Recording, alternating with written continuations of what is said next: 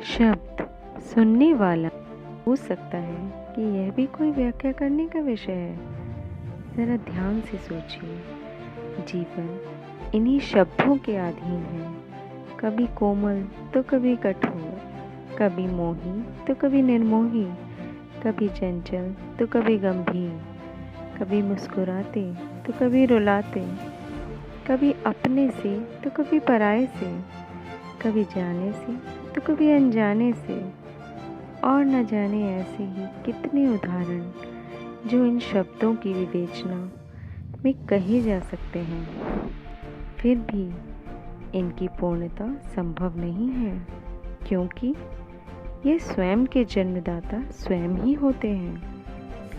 हम सब जैसे कभी परमात्मा के अस्तित्व का पार नहीं पा सकते, वैसे ही शब्दों से या शब्दों का पार पाना भी संभव नहीं है। तो क्यों नहीं इनसे मिले खट्टे मीठे अनुभवों को महसूस कर जीवन को सही शब्दों के चयन द्वारा सजाएं, संवारें और अपने अनुरूप बनाएं। देखो ना, कितना विस्मय में डालने वाला अनुभव देते हैं ये शब्द। जब मन उत्साह से भरा होता है तो उस समय मस्तिष्क में अनेकों ऊर्जावान व सकारात्मक शब्दों का संग्रह ऐसे उमड़ने लगता है मानो कोई प्रेरणा से इन्हें हमारी ओर धकेल रहा हो।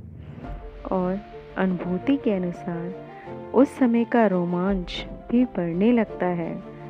और ठीक इसके विपरीत अवस्था में शत्रु की भांति वही मस्तिष्क ऐसे ऐसे कड़वे शब्द उपस्थित कर देता है मानो तैयार ही बैठा था कड़वाहट देने के लिए। है ना अद्भुत खेल शब्दों का, जो प्रेम को मधुर भी बनाते हैं और दो प्रेमियों के बिछड़ने का सबसे अहम कारण भी बनते हैं। यही वे अद्भुत शब्द होते हैं जो भक्तों को भगवान से मिलाते हैं, पीड़ा में भी सुखद अनुभव कराते हैं। प्रेम व करुणा के भाव से प्रेरित न जाने कैसी कैसी प्रार्थनाएं कराकर उस लीलामयी पालनहार को भी रिझाकर विवश कर देते हैं हमारे निकट आने के लिए। अगर ये शब्द न होते तो भला क्या संभव था सहज रूप से हृदय के भीतर की संवेदनाओं को केवल हाव भावों से व्यक्त कर पाना, किसी का किसी के प्रति मित्रता या शत्रुता व्यक्त करना।